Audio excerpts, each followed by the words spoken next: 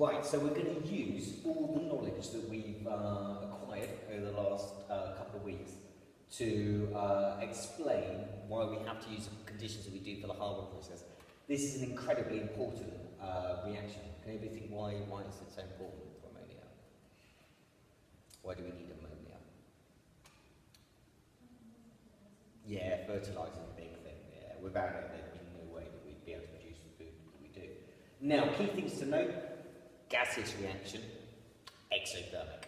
Okay, so we're going to work out what will be the effect on equilibrium and on rate of changing these conditions here. And this comes up in the exam, and you've got to be able to explain the effect on each. So, first of all, what is going to be the effect of increasing the pressure on the equilibrium position? Which way will I shift? Well, how many moles of gas do I have on this side? 4 moles that side, and this side. Well done. So, what's going to be the effect on equilibrium if I increase the pressure? Fabulous. So, equilibrium, increase in pressure.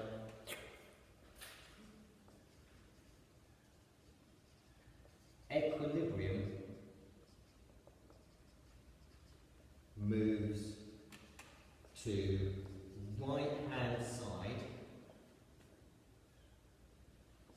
to decrease the pressure,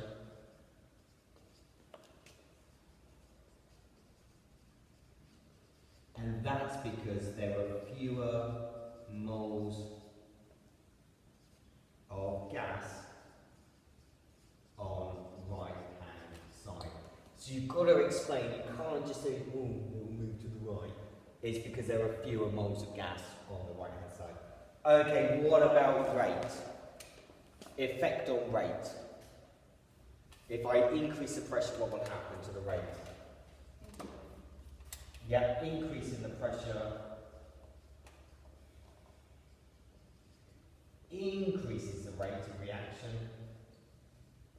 Why? Why does increase in pressure increase the rate?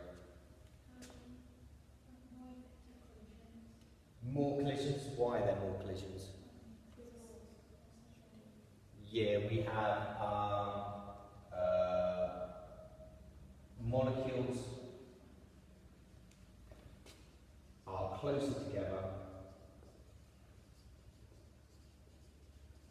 so more collisions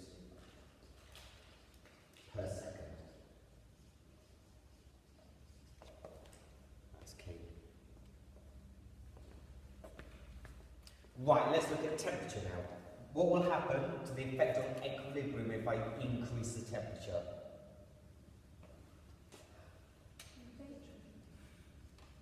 Increase in temp is an exothermic reaction.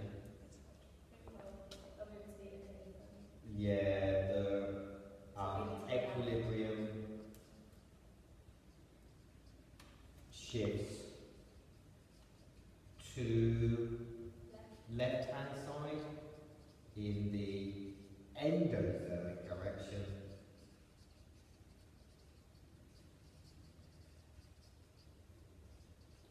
to decrease the temperature. What about rate?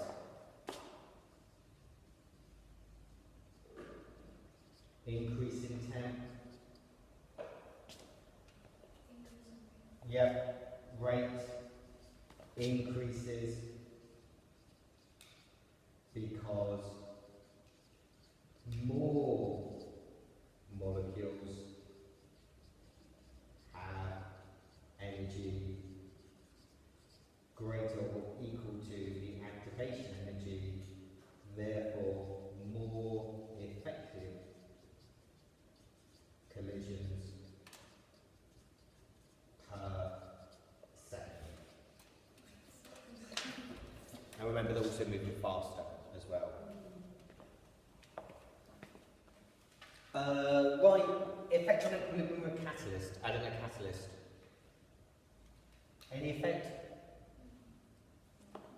No effect. because the rate of forward and backward reaction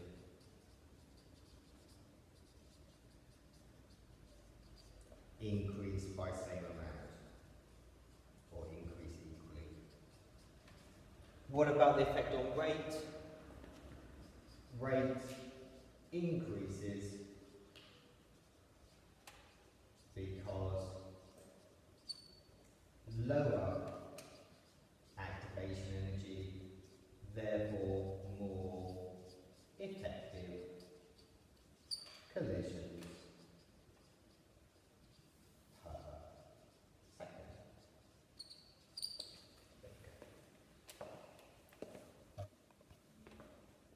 So, as a chemist, what conditions would we use?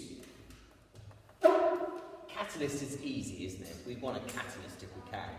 That's all good. Yeah, we'd use iron as a catalyst, brilliant.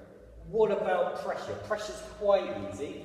If we use a high pressure, it shifts the equilibrium to this side and also increases the rate. What's a bad thing about pressure? Dangerous.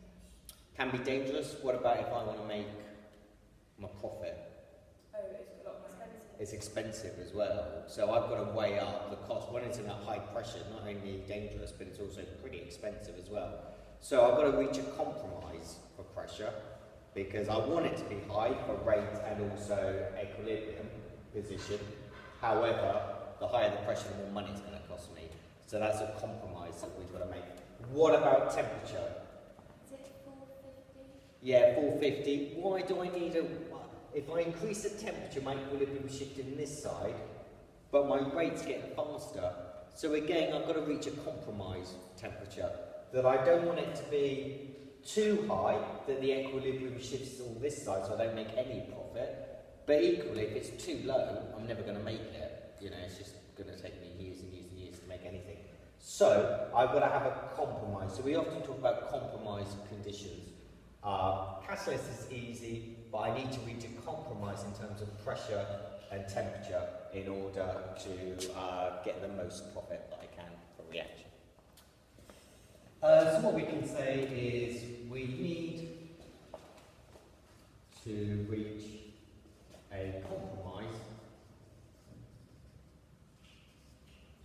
for temperature, because high temp equals fast rate, but poor conversion to NH3.